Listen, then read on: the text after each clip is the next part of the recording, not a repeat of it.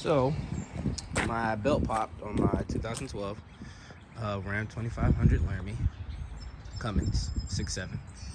I had to take the belt off, and just to kind of get you guys caught up on what I did so far, I took the air box out so that way it'll be easier for me to get, reach in and do whatever I have to do to try to reach around this fan assembly. And it's an 8 or 9 step process to wrap the Serpentine belt around on the 6.7. As you see, I worked my truck. This is not just a pavement princess.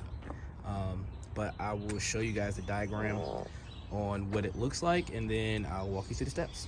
Stay tuned.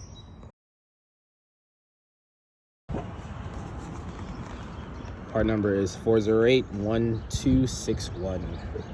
It's Continental. And I fixed my headlights, so everything is taken care of. Old belt,